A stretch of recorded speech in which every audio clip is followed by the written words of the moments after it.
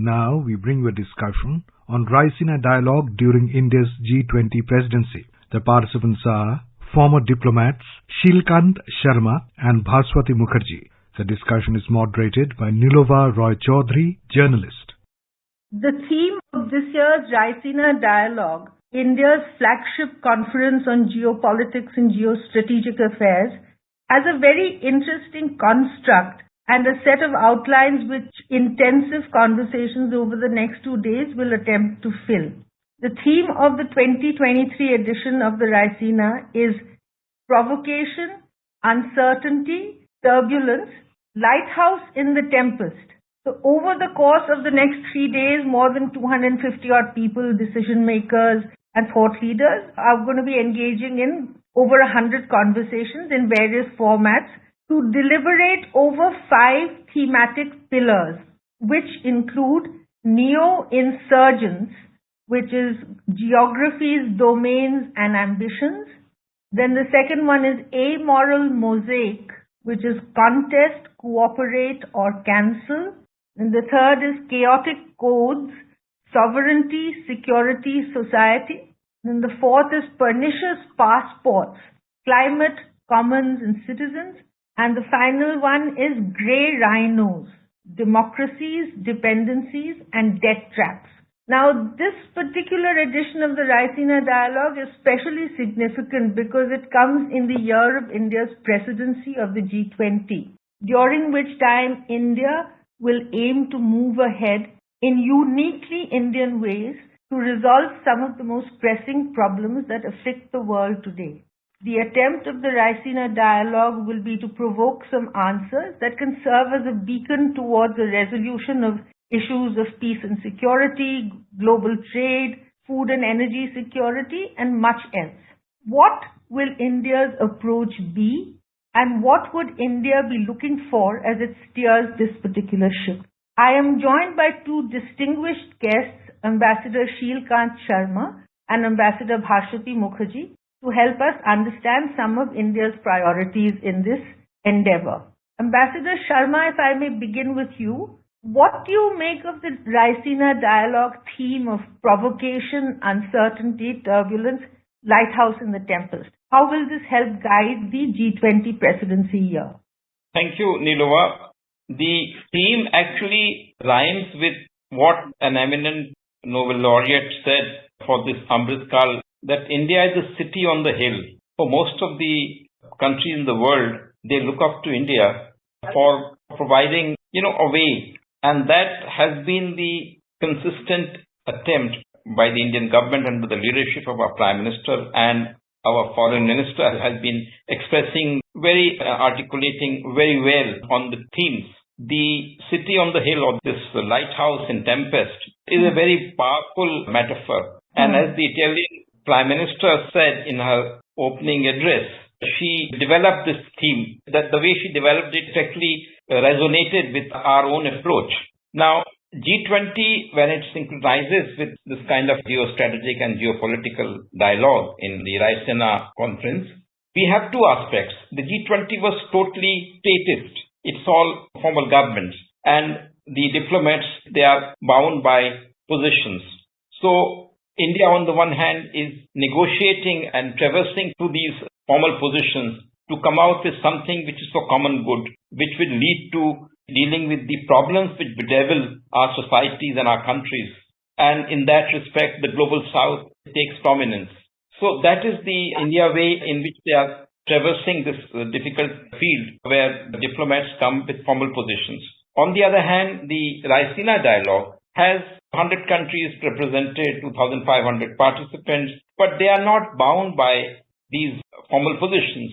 So they are invited to expostulate freely on these matters, which are these 5 themes which you narrated. So the topicality of the G20 and it enervates this dialogue.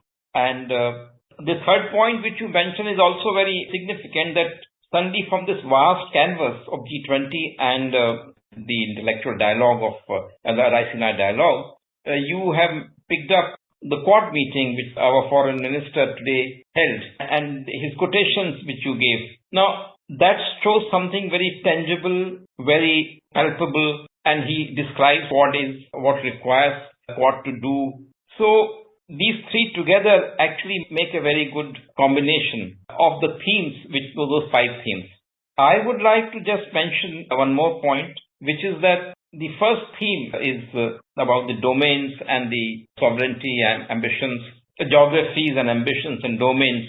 That actually spans out the challenges today. You have technology domain, which actually encompasses problems and solutions. You have geographies which are physical, where you have territories and countries and sovereignty.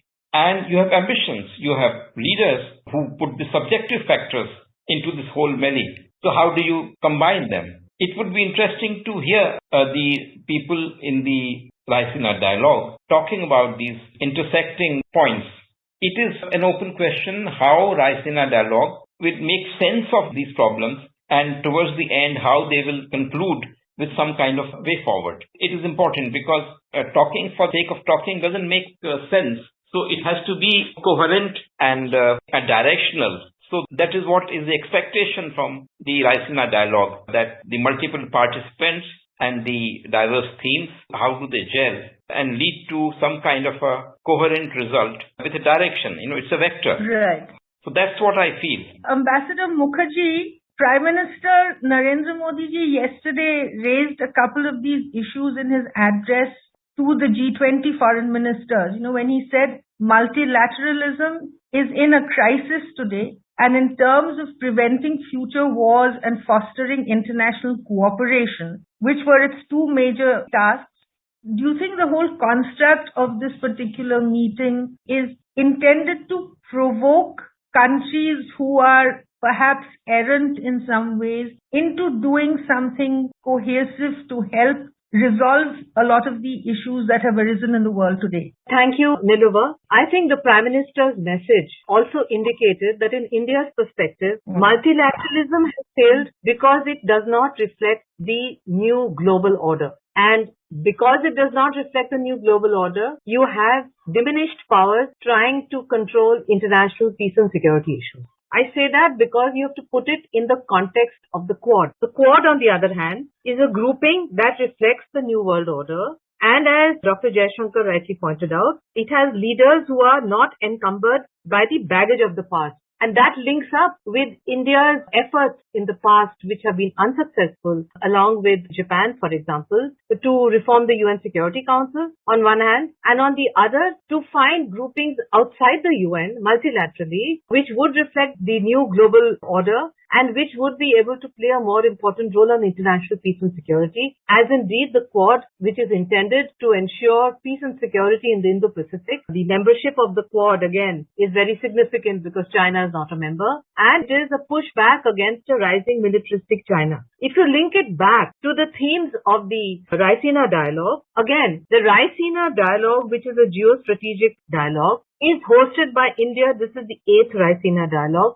It again shows India's growing clout internationally because earlier such geostrategic dialogues were only hosted by G7 countries. But the fact that India is presiding over the G20, it is also the president of the SPO, the fact that it was only yesterday that Lavrov met Blinken on a corridor of Rashtrapati Bhavan, both tried to say that it was a chance meeting. In diplomacy, one never knows what is chance and what is fixed, and it's better not to speculate on it. But the point is, it was their first meeting after the Ukraine conflict. And if you look at the themes, which are provocation, uncertainty, turbulence, lighthouse, and the tempest, if you break them down, the themes, they mesh perfectly with what we are trying to do in the G20 context, which is Vasudhaiva Kutumbakam, the world is one family. In the Quad context, that is peace and security in the Indo-Pacific. And in the Raisina dialogue, the problems raised by provocation, the problems raised by uncertainty, the problems raised by turbulence, and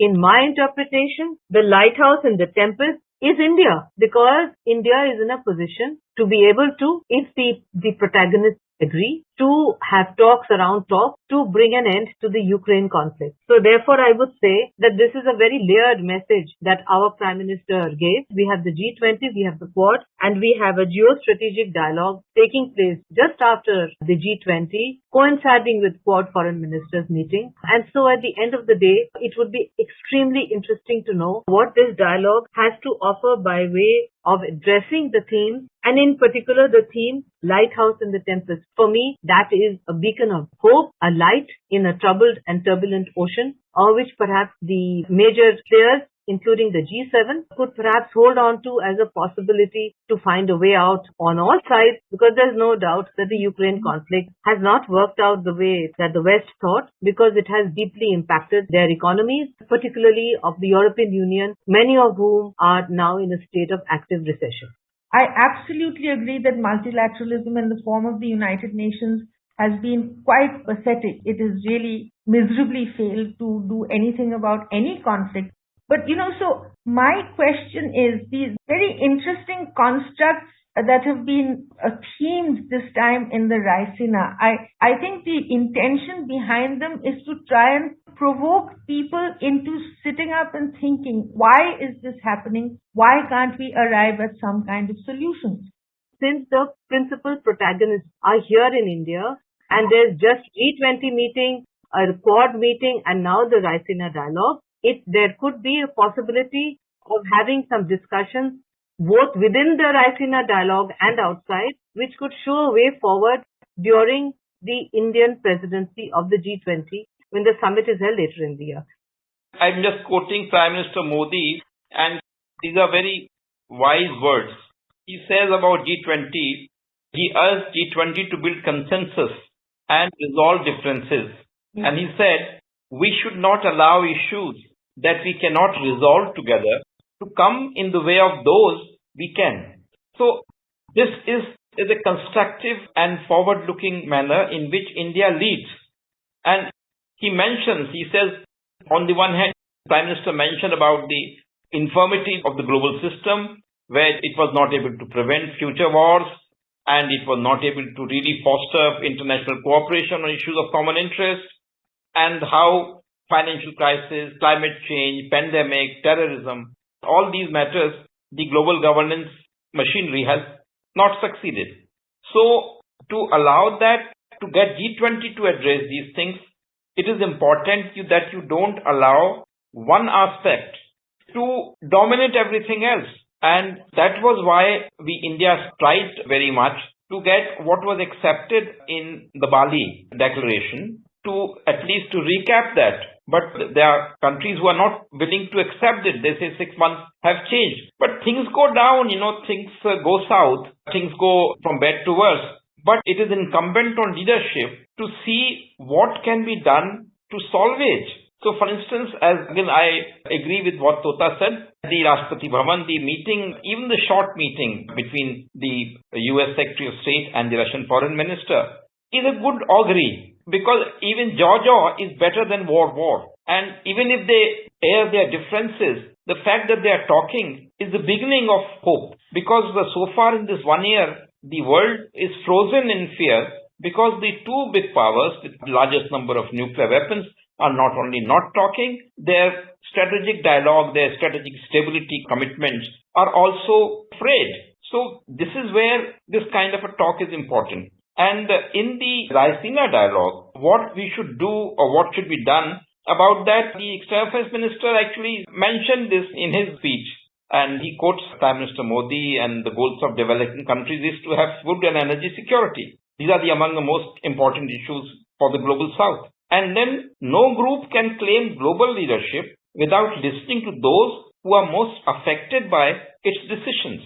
This is very vital. Like, you cannot in insularity take a decision which throws the whole world into turmoil. And if you're taking those decisions, then reconsider, look over your shoulders what you're doing. So these are the challenges. And if the intellectuals present at the dialogue at the Raisina dialogue and the sessions at the Raisina dialogue, they can zero in on these problems which are thrown up by their differences or by their radical outpourings, That should be a positive way out. The External Affairs Minister highlighted the debt problem facing the least developing countries. Now, the debt trap, it is one of the themes.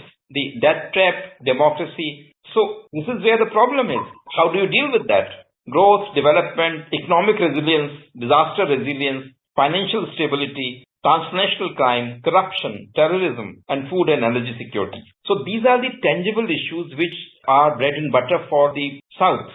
Absolutely, these are the issues that affect the world, and as the voice of the global south, which India aims to be during this G20 year, a presidency year, the point is also that the countries which have sort of inflicted some of these problems, including the China, for example, needs to at least acknowledge that there is a debt issue which has resulted from some of its actions. Similarly, as the Prime Minister has told President Putin, this is not an era of war. So you have to acknowledge that there is a problem before that problem can actually be resolved or dealt with in whichever which way. You can't choose to just walk around or pretend that there isn't a problem, because there is a problem which is afflicting the entire global community. Bhaswati, would you like to sort of take this one up, please? I thought it was addressed to Sheel, but let me try and answer it. I think the issue here is, Niluva, that we have a problem that has been, in my perspective, jointly created by two sides and is also based on one side turning its back on pledges that were made on the basis of which a new charter of security was drawn up for the European continent post-Cold War I. We are now seemingly in Cold War 2.0, where one side is increasingly being seen as a kind of proxy for a Cold War 2.0 intended to inexorably weaken a former great power whose decline has strategic implications and may also result in the rise of an implacable military power that is certainly not in India's interest. Under those circumstances, it has never been my intention either to apportion blame or to say which side is more responsible. The point here is, they are fully aware of the problem. Their final aim is to weaken and bleed one former great power so that that power can never rise again. But they seem to be oblivious to the fact that in the process, they may make inevitable the rise of a more implacable major country, which would, in that event, be a threat to India's peace and security. So under those circumstances, we have to take a very layered approach to this issue. That's all I'm saying.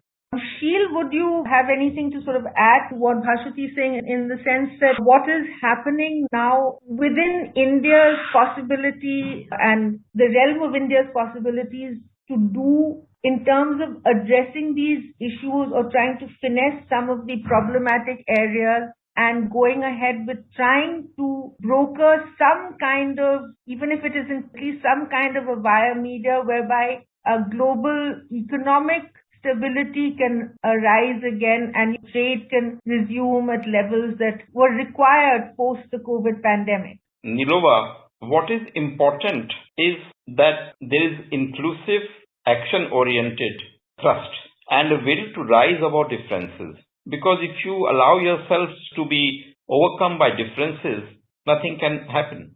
Now, this is an opportunity, this conjuncture of G20 and on the one hand and Quad on the other, and then this intellectual discourse which the Raisina dialogue provides for. Here, what would be a possible outcome? That should be discussed. This is important. For instance, India has repeatedly said that even for this problem between the two big protagonists, the route is through dialogue and diplomacy and not through war. So, what are the implications of that? Those implications are clear. Now, one side doesn't accept what the other side is saying. But this is what in diplomacy we've always found. In the Cold War also, formal positions of the two sides, even before the far-reaching global agreements like on INF treaty or strategic arms limitations. If we were in Geneva, we were following it day in, day out. Their formal positions were way apart. But then they were talking and then trying to bridge differences. So that process has to come today when they talk to each other and bridge differences and come to some understanding. And what all these problems about the others should impel them to look at common grounds. Because during the Cold War, when they used to threaten about nuclear annihilation, we used to say, you have no business to threaten our lives, and you have no business to threaten our planet. And there was this enormous pressure on them. In New York City, there was a 1 million strong rally, again for nuclear freeze and nuclear test ban and all these things. Why? Because they wanted to say that, look, in your runaway competition, you should not threaten mankind. Same way today, if they don't resolve these problems, and as Bhaswati rightly says, that lead to someone else coming up who has scantest regard for whatever you have in terms of international law. Because remember what Xi Jinping said to his people, his army a few years back, that remember your red genes. Now what are these red genes? In college we used to read one of the invocations of those red genes, that political power flows through the barrel of the gun. Now is that what you are trying to remember? So if that is so, then where can be peace? So one has to know where each side stands, whether they are standing quietly to enjoy the other to fight so that they can emerge victorious and powerful, or they are actually genuinely trying to stop the warring parties.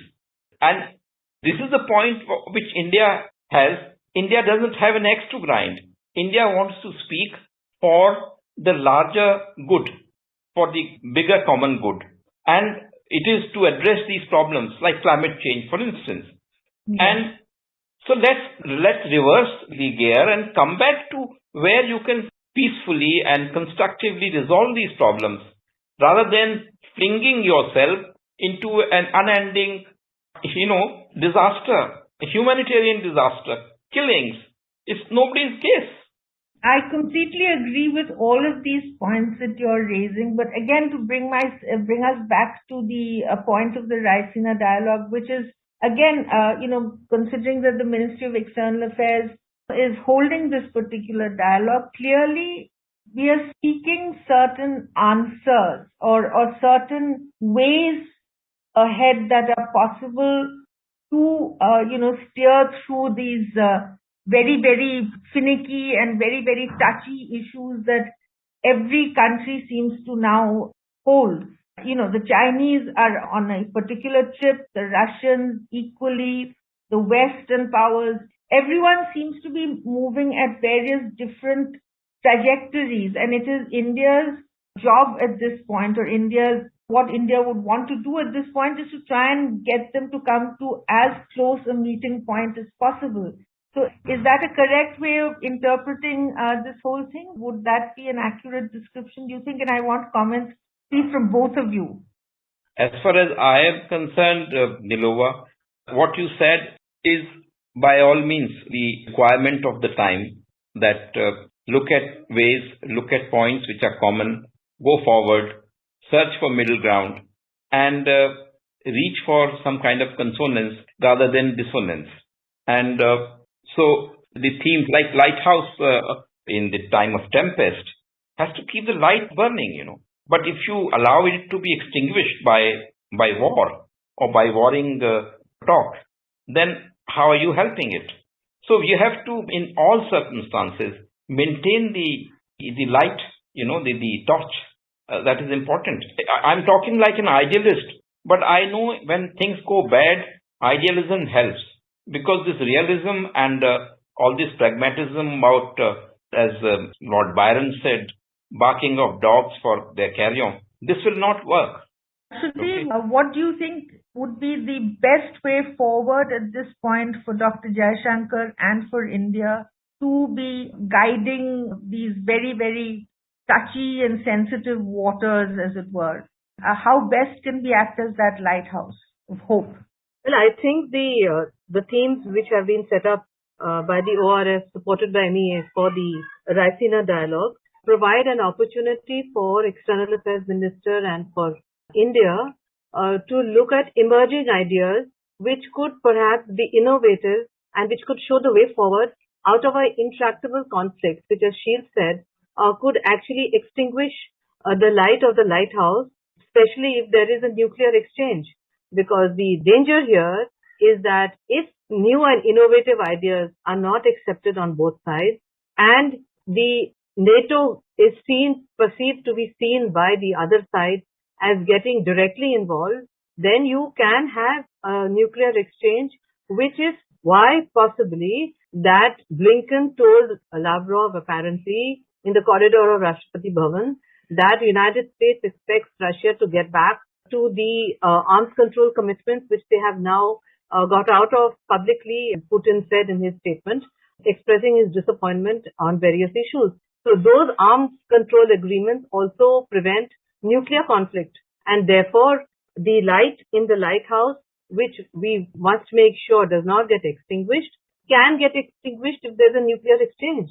So I would say that the Raisina dialogue provides us a welcome opportunity to look at innovative ideas coming outside the box thinking and to see whether they can be utilized by India to persuade the main protagonists, including those who are encouraging a proxy war so as to bring down the other protagonists, to see whether they can be in some way in a position to actually have a torch of light through the darkness, through the storm, to show the way forward. This is exactly what Rabindranath Tagore said when he, in his Bengali poem, Akla Chalo Re, when in his last verse he wrote that when the night is full of storm, it is our responsibility to show the light forward, even if you have to take out your own rib and set it on fire.